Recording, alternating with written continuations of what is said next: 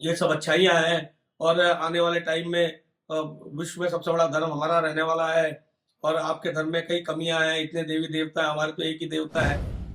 ये सीधा सीधा धर्म परिवर्तन का एक नया स्वरूप इस पूरे प्रकरण से निकल करके आता है। मुस्लिम धर्म की शिक्षा देने का काम, उनको बार बार उसके लिए परस्यू करना, ये सब अच्छाइयाँ हैं और आने वाले टाइम में विश्व में सबसे बड़ा धर्म हमारा रहने वाला है और आपके धर्म में कई कमियां हैं, इतने देवी देवता हैं, हमारे तो एक ही देवता है। आज हम बात करेंगे हाल ही में विजयनगर का जो देश शोषण का जो चर्चित प्रकरण है, क्या मामला पूरा है।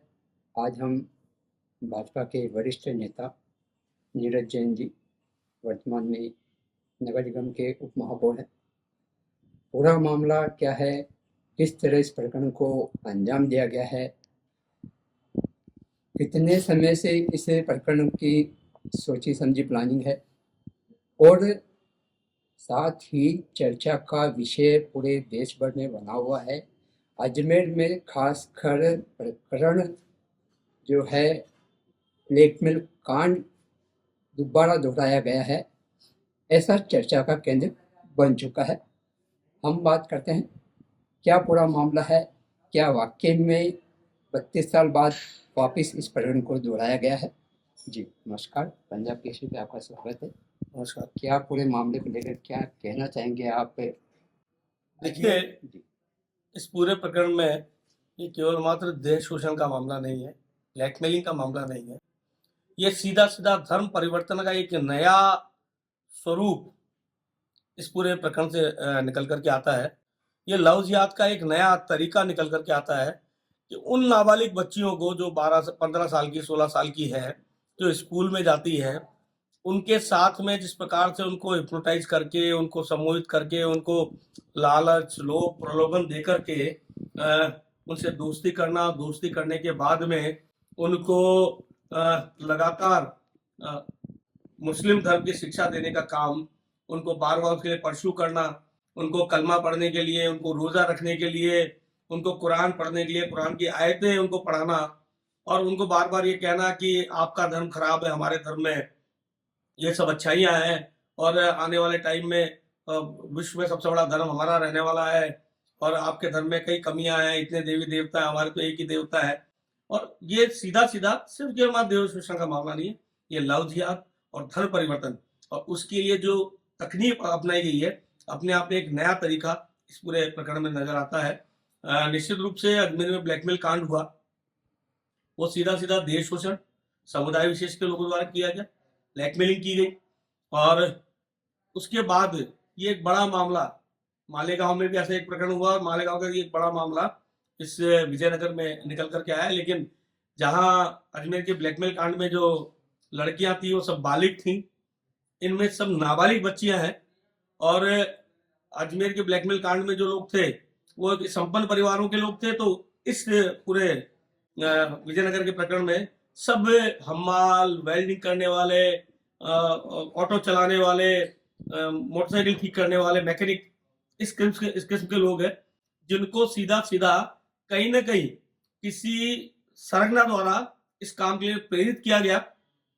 उसका उदाहरण है हाकिम मंसूरी, जो पूर्व पार्षद वहां का रहा है, उनके साथ उनकी कनेक्शन निकल करके आई है और वो उनको फंडिंग करता था। और हाकिम मंसूरी के ऊपर भी कोई ना कोई आका और भी बैठे हुए हैं जो इस पूरे नेक्सस को चला रहे थे। तो निश्चित रूप से ब्लैकमेलिंग से इतर ये लव जिहाद और धर्म परिवर्तन का मामला है। अजमेर में गत वर्ष भी एक इसी प्रकार के 5-6 लड़कों का ग्रुप मिला था जिन्होंने इस प्रकार से लड़कियों को ब्लैकमेलिंग करने की और उनको देश शोषण करने की और उनको अपने शादी करने के लिए दबाव बनाने का प्रकरण निकल करके आया था। उसमें भी बच्चियां जो थी दोनों, वो छोटी बच्चियां निकल करके आई। तो इस बार ये पूरा प्रयास उनको छोटी उम्र में ही लोभ लालच दे करके, उनको फुसला करके, उनको धर्म परिवर्तन के लिए बार बार प्रेरित करना, समझाना, नहीं मानने पर उनके साथ मारपीट करना, ये सब इस प्रकरण में निकल करके आया।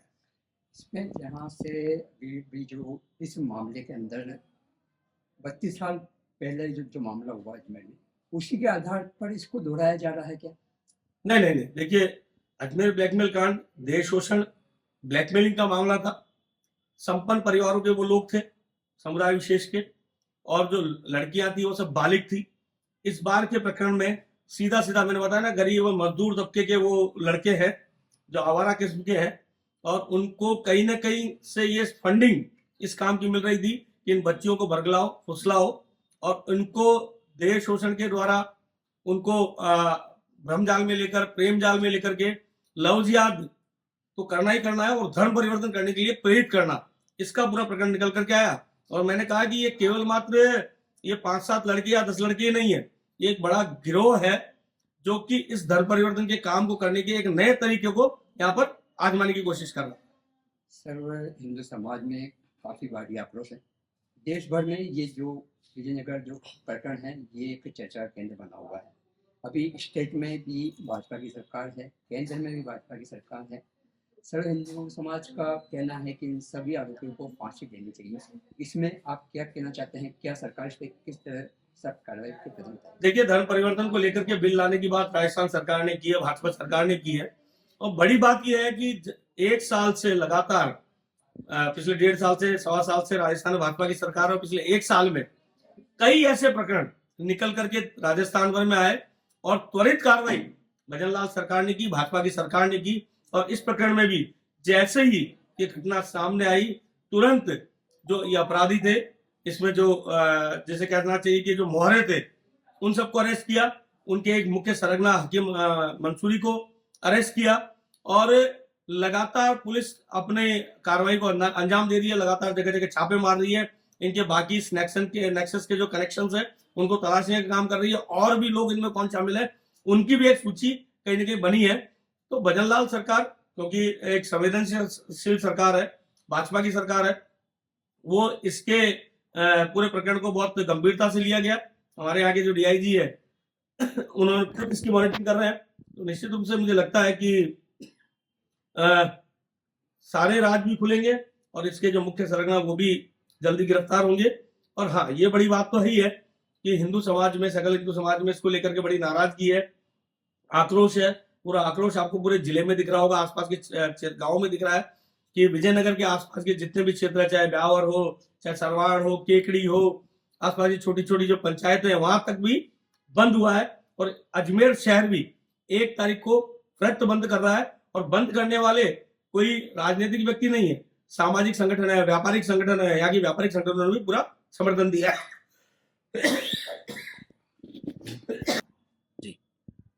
तो अभी जिस प्रकार आपने कहा है कि पूरे प्रकरण को लेकर अजमेर भी बंद होने वाला है, क्या ठोस कदम इन विशेष समुदाय या इसमें कौन सा रखना है उसको उजागर किया जाएगा? ऐसा नहीं, बिल्कुल संवेदनशील सरकार होने का इससे बड़ा प्रमाण क्या होगा कि इधर माता पिता ने जाकर के अपने बच्ची के साथ जो हुआ उसकी जानकारी पुलिस डिपार्टमेंट को दी, त्वरित कार्रवाई हुई, सभी को जो इसमें यूथ थे उनको अरेस्ट किया गया, और हकीम मंसूरी इनका सरगना एक जो है उसको भी अरेस्ट किया।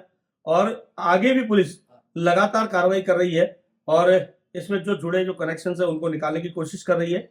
और इसमें जल्दी आपको और भी गिरफ्तारियां होती दिखेंगी, और इसमें और भी जो सरगना जो इस पूरे लव जिहाद और धर्म परिवर्तन के काम में शामिल है उन पर भी कार्रवाई होती आपको दिखेगी।